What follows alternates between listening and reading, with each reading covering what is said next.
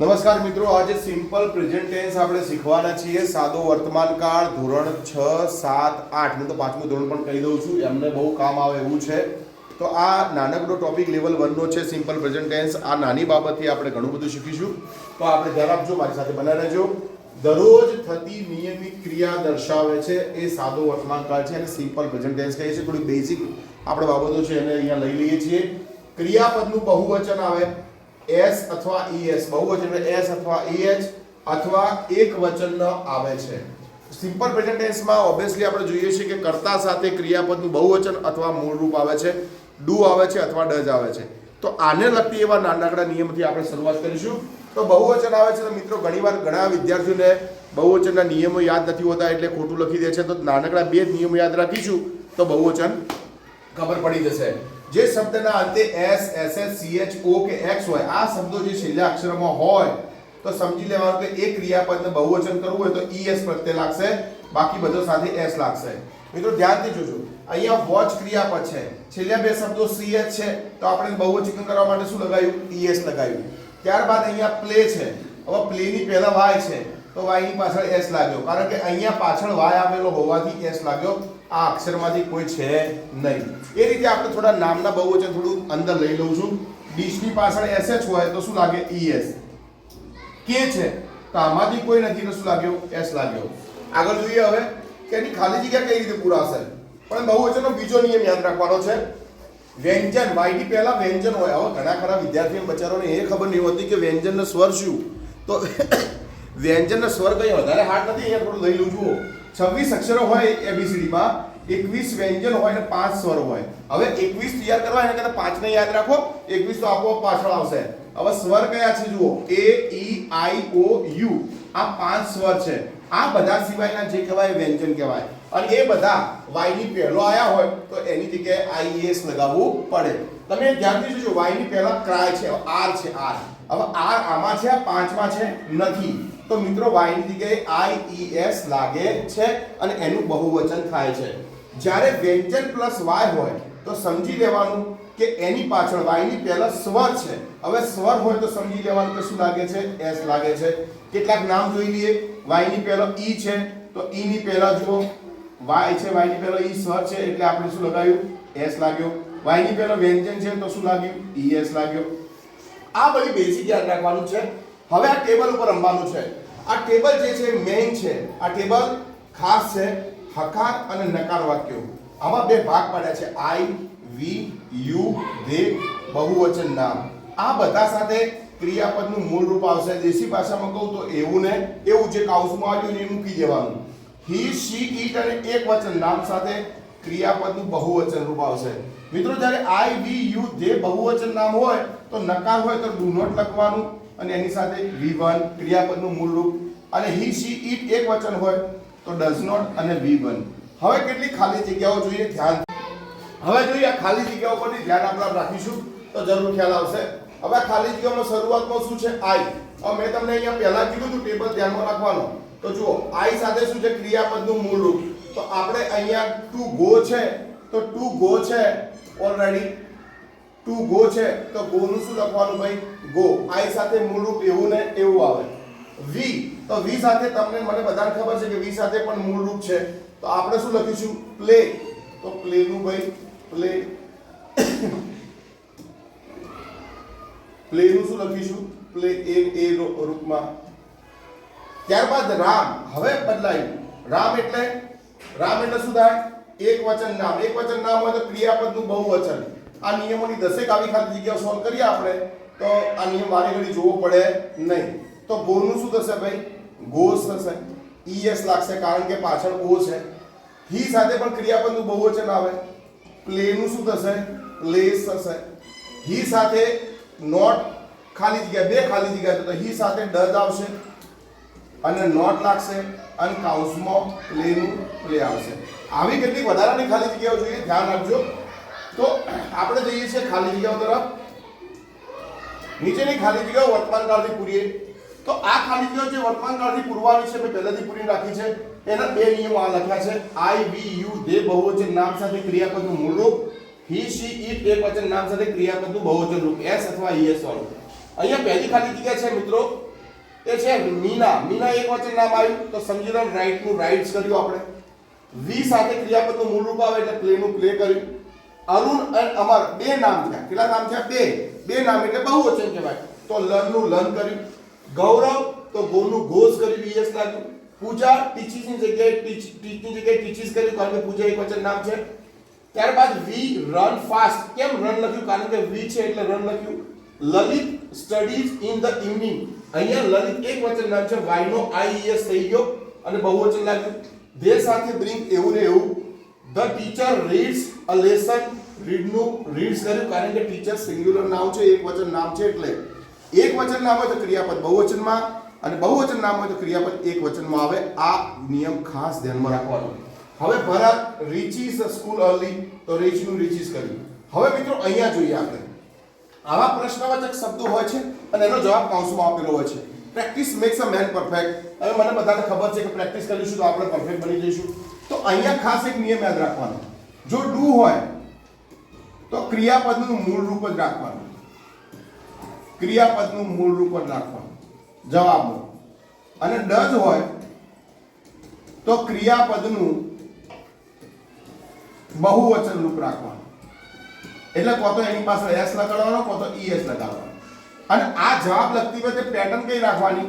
નામ પછી વર્બ એનો અને સબ્જેક્ટ કહેવાય અને કાઉન્સનો શબ્દ. આ પેટર્ન યાદ રાખવાની. કાઉન્સનો શબ્દ આ પેટર્ન યાદ રાખશો તો આ કાઉન્સ વાળા શબ્દો લખતા કોઈ ભૂલ પડશે નહીં. ધ્યાન રાખજો. હવે ડુ પછી કઈ ધ ફાર્મર્સ છે તો ધ ફાર્મર્સ લખાશે અહીંયા.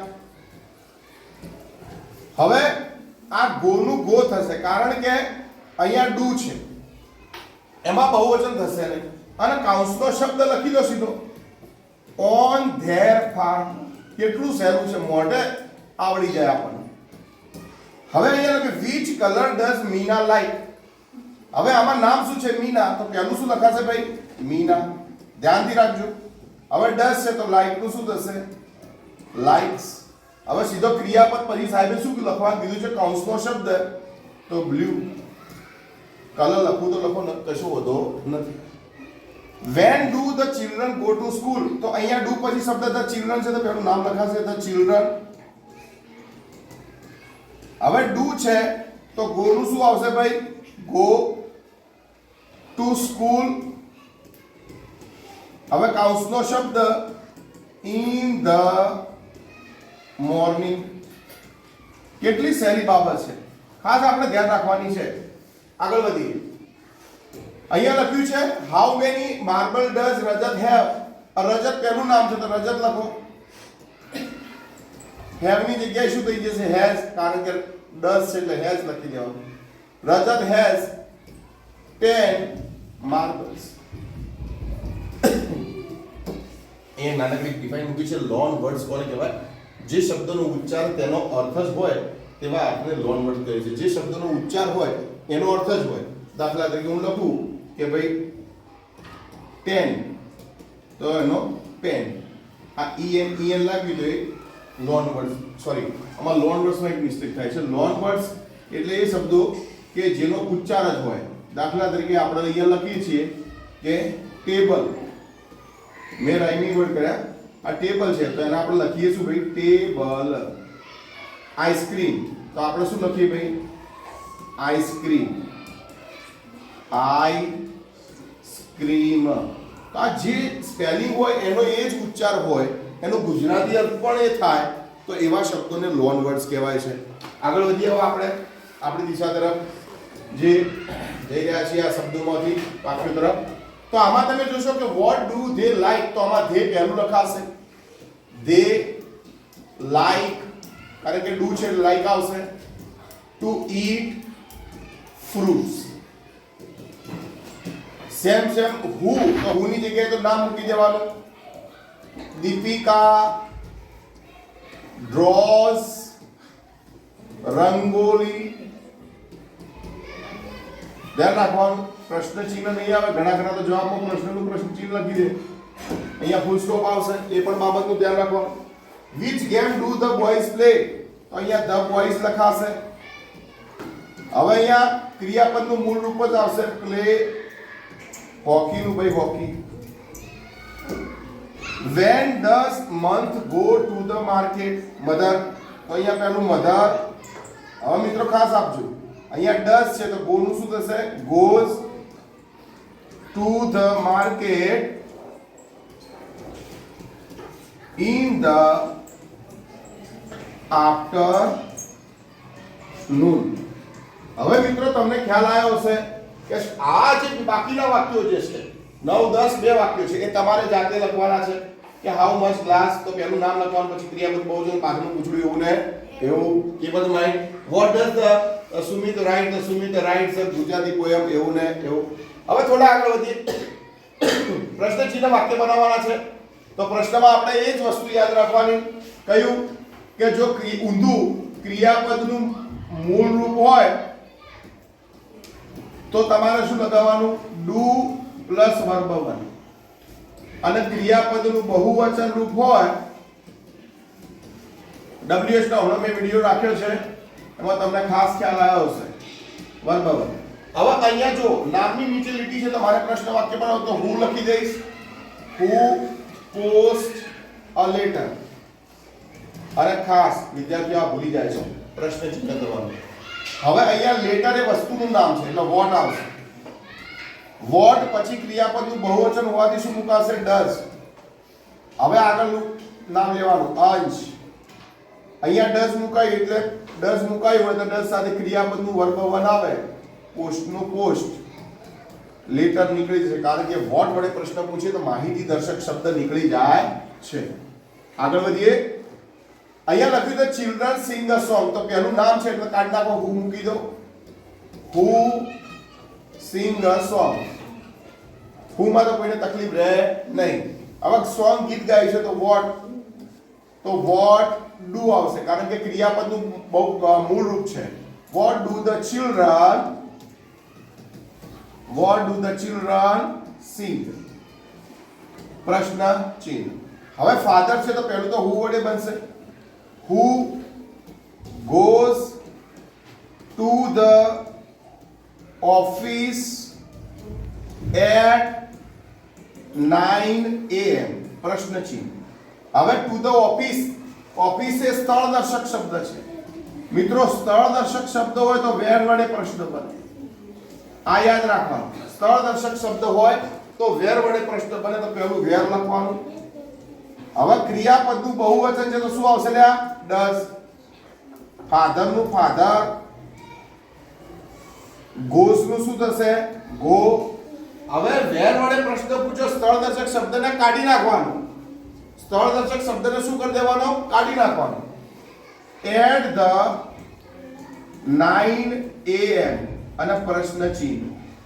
હવે આ સમયદર્શક શબ્દ આવે. તમને બધાને ખબર હોવી જોઈએ કે સમયદર્શક શબ્દ હોય તો વેન વડે પ્રશ્ન વાક્ય બને. વેન વડે તો આપણે સમયદર્શક શબ્દની આ લીટી છે તો વેન લખો. પછી does father go to the office અને પ્રશ્ન ચિહ્ન. સમયદર્શક શબ્દ નીચે લીટી હોય તો વેર વડે પ્રશ્ન વાક્ય બને. સ્થળદર્શક શબ્દ નીચે હોય તો વેર વડે. ક્રિયાપદનું બહુવચન હોય તો ડઝ મૂકવાનું, પાછળનું V1. ક્રિયાપદનું મૂળ રૂપ હોય તો ડુ મૂકવાનું, પાછળ V1. આ બાબતને આપણે ખાસ ધ્યાન રાખવાની છે. પછી આપણે કોઈ પણ પ્રશ્ન હોય તો ઈઝીલી આપણે લખી દઈશું. અહીંયા શીલા છે તો પેલું હુ, પાછળનું પૂછડું એવું ને એવું. Who puts the vase on the table? પ્રશ્ન ચિહ્ન. વેદ વસ્તુ દર્શક છે તો શું આવશે? વોટ. પુટ્સ છે તો does. Sheela put on the table. આ WH ક્વેશ્ચન એકદમ ઈઝી છે. ઓન ધ ટેબલ એ સ્થળ દર્શાવે છે, વસ્તુ નથી દર્શાવતું, એટલે વેર આવશે. Where does Sheela put the vase. પ્રશ્ન ચિહ્ન ખાસ ધ્યાન આપવાનું. આગળ વધીએ. આ પણ સહેલું છે. આ હુ વડે બનશે ને વોટ વડે બનશે. આ પણ રેખા હુ વડે ને વોટ વડે. આ હુ વેન અને વેન વડે બનશે. આ હુ વડે બનશે. The baby drink milk in the morning. આ પણ હુ વડે બનશે, વોટ વડે બનશે ને વેન વડે બનશે. આપણે નવું બનાવીએ. જો બાકી તમારે પ્રેક્ટિસ કરવાની. Who drinks milk in the morning. ખાસ ધ્યાન રાખવાનું, ખાસ ધ્યાન, keep in the mind dear student. તમે નાની નાની બાબત શીખશો તો ઇંગ્લિશ જરૂરથી ઇમ્પ્રૂવ થઈ જશે. ઇંગ્લિશ હાર્ડ સબ્જેક્ટ નથી. ખાલી એને ગ્રામેટિકલ સેક્શનમાં એના નિયમો યાદ રાખવાના છે. ખાલી થોડા સીધા બેસી અને ધ્યાન આપો. અહીંયા જુઓ, મિલ્ક એ વસ્તુનું નામ છે એટલે વોટ આવશે. What does the baby drinks નું શું થશે? drink in the morning. સવારનો શું પીવે છે એટલે શું શબ્દ આવે એટલે વોટ આવે. હવે સવાર છે એટલે વેન આવશે. when does the baby drink milk? પ્રશ્ન ચિહ્ન. હવે અહીંયા 10 કાઇટ્સ આપેલું છે મિત્રો. ખાસ આ 10 કાઇટ્સ વાળો આપણે પ્રશ્ન લઈએ કારણ કે થોડો હાઉ મેની વાળો છે એટલા માટે ધ્યાન આપજો. પહેલો તો પ્રશ્ન હું થી બની જશે.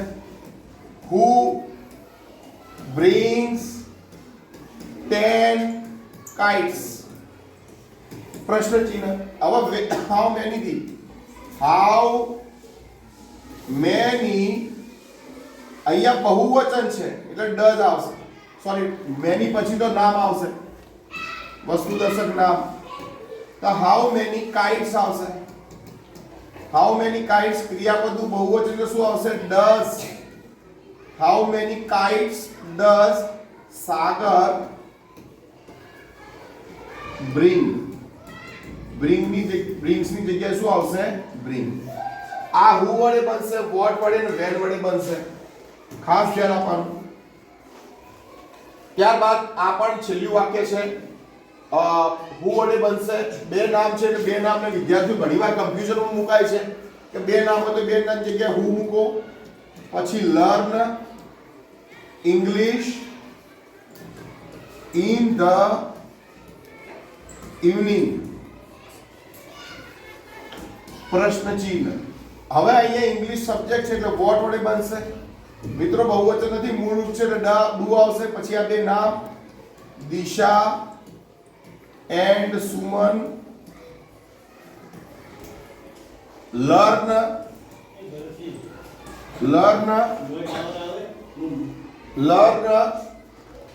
In the evening. હવે ઇવનિંગ એ સમય દર્શક શબ્દ છે એટલે વેન વડે. When do Disha and Suman learn English. સમય દર્શક શબ્દ નીકળી જશે, વેન વડે બનાવીશું. તો આઈ હોપ તમે આ રીતે જો સમય ટેન્સનું ધ્યાન રાખીશું આપણે તો કઈ ભૂલ પડશે નહીં. ક્રિયાપદનું મૂળ રૂપ હોય તો ડુ પ્લસ વર્બ 1, ક્રિયાપદનું બહુવચન હોય તો ડઝ પ્લસ વર્બ 1. અને ખાસ બીજો નિયમ કયો કે જો ડુ આવેલું હોય તો ક્રિયાપદનું મૂળ રૂપ કરીને જવાબ લખવાનો અને ડઝ આવ્યો તો ક્રિયાપદનું બહુવચન કરીને જવાબ લખવાનો. અને ખાસ આમાં ટેબલ યાદ રાખવાનું.